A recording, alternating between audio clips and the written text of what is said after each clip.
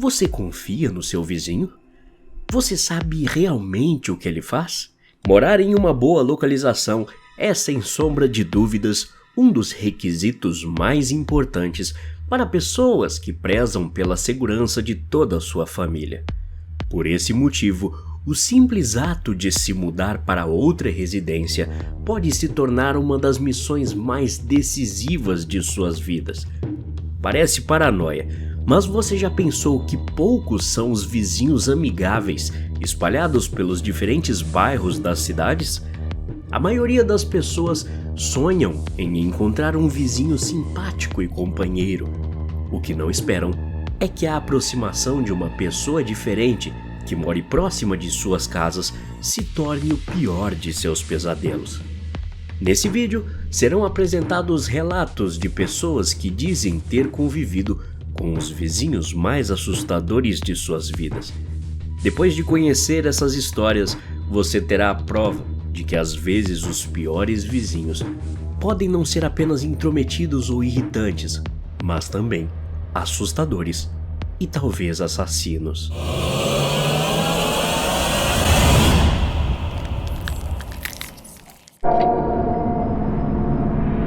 Na cidade em que nasci e cresci, tive uma vizinha que morava do outro lado da rua. Ela era idosa e vivia com a filha que cuidava. Todos os dias eu via a senhora andando pelas ruas do bairro, carregando 2 sacos cheios do que eu imaginava serem roupas sujas. As horas passavam e a mulher voltava segurando os mesmos sacos. Ela fazia isso quase todos os dias. E eu, claro, curioso em saber como apenas 2 pessoas sujavam tanta roupa com tanta frequência como aquelas mulheres. Anos depois, minha mãe me contou que a senhora havia sido refugiada da Alemanha. Então, explicando melhor a situação, a mulher tinha ficado tão traumatizada que, mesmo não estando mais lá, ainda tinha medo de que, quando saísse, os soldados invadissem sua casa. Por esse motivo, carregava suas roupas para onde quer que fosse. Quando eu tinha 10 anos, fiz amizade com uma das filhas de uma família que havia se mudado para a casa ao lado de onde eu morava. Minha amiga morava com a mãe, o padrasto e suas 2 irmãs. Me recordo de ir na casa da vizinha o tempo todo e fazermos várias festas de pijama. Um dia estávamos brincando na garagem e a mãe da minha amiga foi trabalhar. Assim que ela saiu, uma das meninas foi chamada pelo padrasto. Depois de uns 15 minutos, fiquei curiosa em saber o que a garotinha tinha ido fazer e queria sair da garagem para ir até o outro lado da casa, porque era lá que o quarto de brinquedos ficava.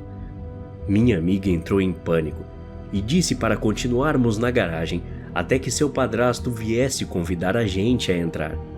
Caso contrário, não podíamos sequer beber água na cozinha.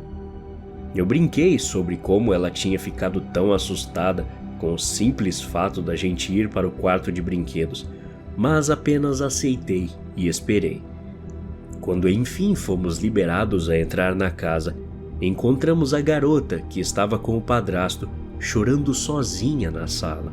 Perguntei a ela o que estava acontecendo, mas assim que fui receber uma resposta, minha amiga interferiu a irmã, desviando minha atenção e dizendo para deixá-la em paz.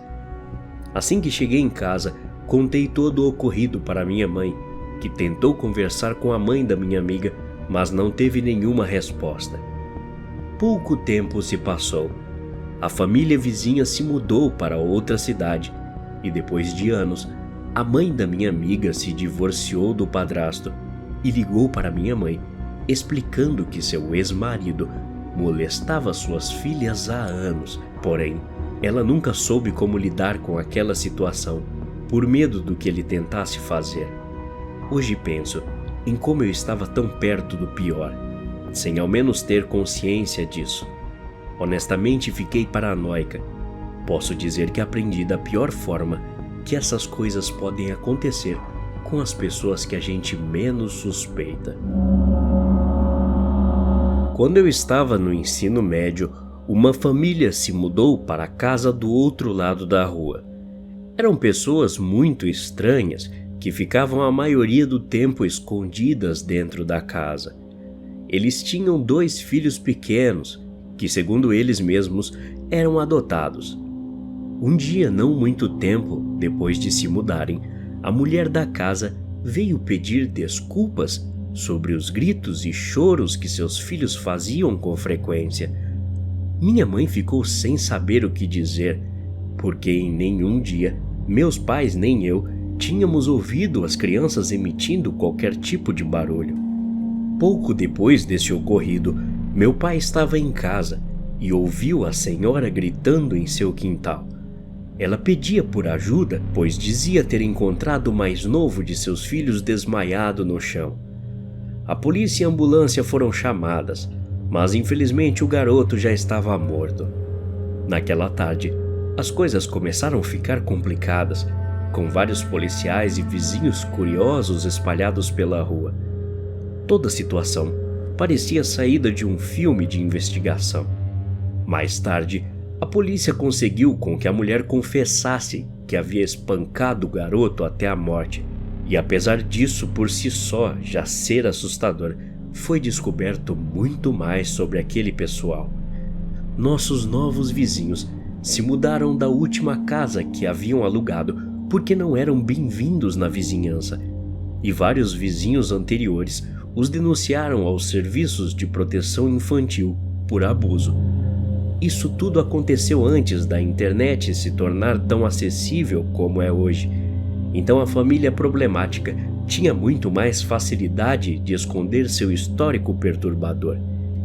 A investigação que se seguiu depois do assassinato revelou que as crianças não eram sequer legalmente adotadas, mas sim que foram basicamente compradas após serem sequestradas de seus pais biológicos.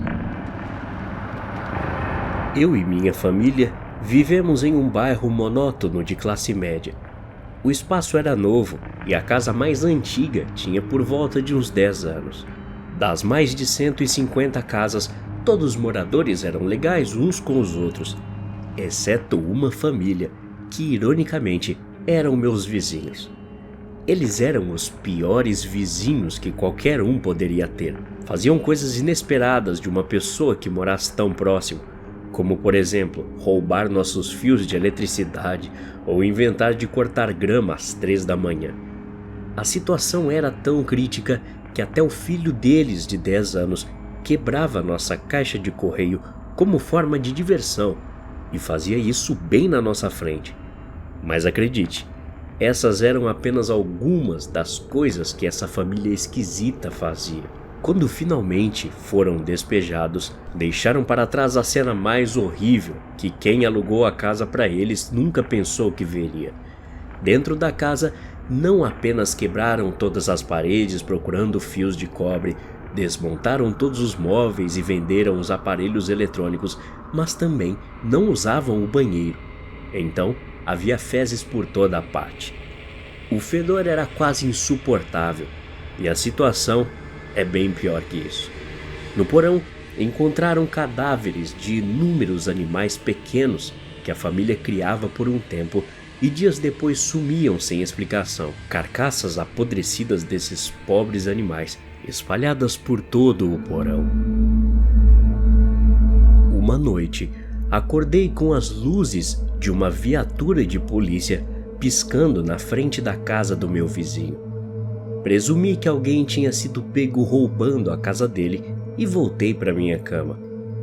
No dia seguinte, outro vizinho me perguntou se eu sabia o que tinha acontecido durante a madrugada, e eu disse que imaginava que alguém tivesse sido pego pelas câmeras da vizinhança roubando. Mas fui surpreendido quando me disseram que na realidade a ocorrência era outra bem pior do que eu imaginava. A namorada do cara que morava ao lado de casa havia tirado a própria vida no sofá do namorado. No dia seguinte, o sofá estava do lado de fora da casa com uma mancha enorme de sangue à vista e ficou lá por alguns dias. O vizinho se mudou pouco tempo depois sem sequer dar notícias.